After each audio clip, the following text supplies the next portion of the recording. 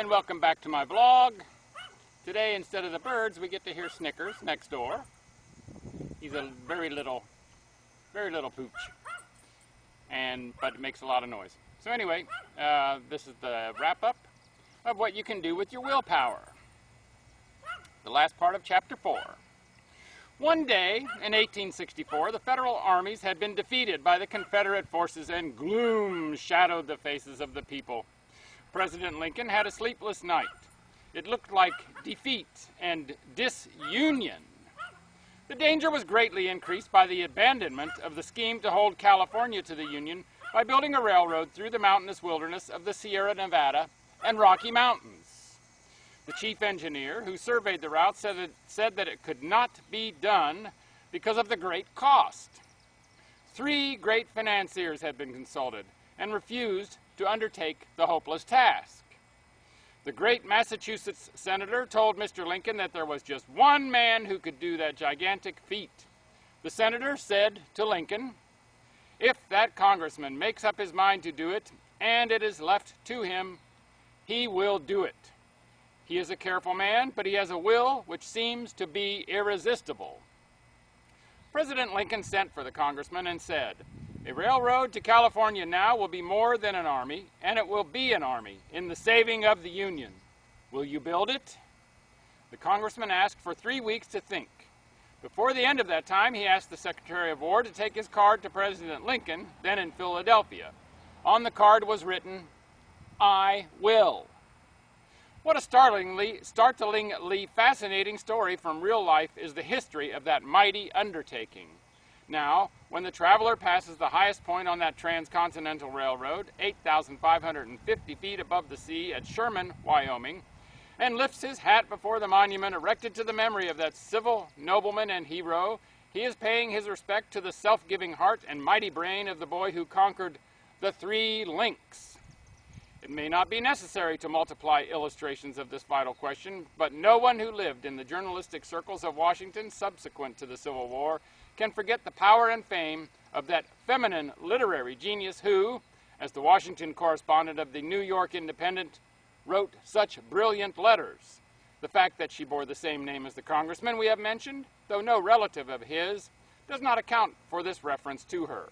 She was nearly 33 years old when a divorce and the breaking up of her home left her poor, ill, and under the cloud of undeserved disgrace.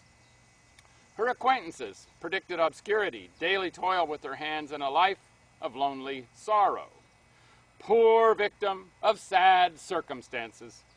She had but little education and had been too full of cares to read the books of the day.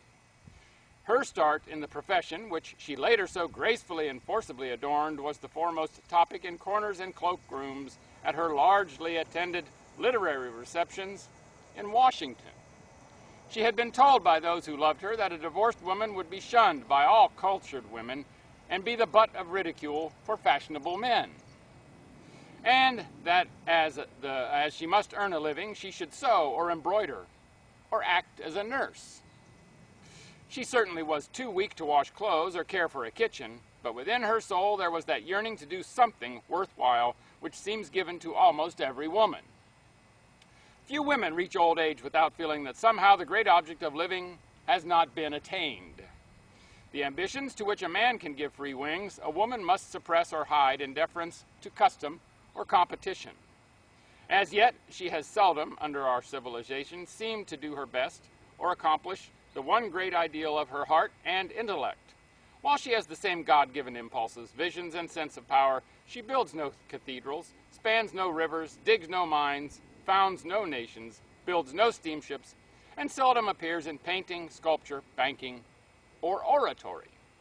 She is conscious of the native talent, sees the ideals, but must hide them until it is too late. But this woman from the interior of New York State was an exception. Like Charlotte Bronte, she said, "I will write." Like the same great author, she had her rebuffs and returned manuscripts, and all the more since at that time women were unknown in the newspaper business. But her invariable answer to critics and discouraged friends was, "I will."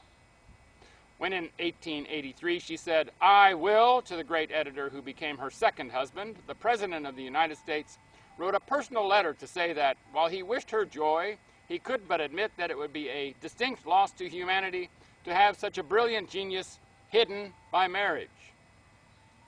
In an automobile ride from Lake Champlain to New York, I saw the city of Burlington, Vermont, with its university where Barnes had said, "I will." At St. Johnsbury, the whole city advertised Fairbanks, who said, "I will." At Brattleboro, the hum of industry ever repeats the name of the boy Esty, who said, "I will." At Holyoke, the powerful canals seemed to reflect the faces of Chase and Whitney, who, when poor men, said, "I will." At Springfield, the signs on the stores, banks, and factories suggest the young Chapin, who made the city prosperous with his "I will." At New Haven, Whitney's determination stands out in great streets and university buildings.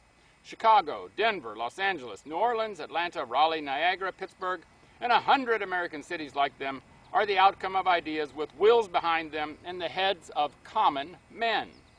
If every man had in the last generation done all that was in his power to do, what sublime things would stand before us now in architecture, commerce, art, manufactures, education, and religion.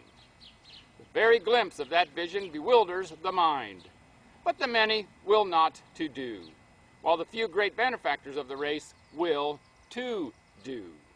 My young friend, be thou among those who will the noble motives to do. So, what will you will? There are two very short phrases that make a huge difference in your life, which I'm trying to grasp. One is, I will. The other is, I am. I will. I will. Make it a great day. And bye for now.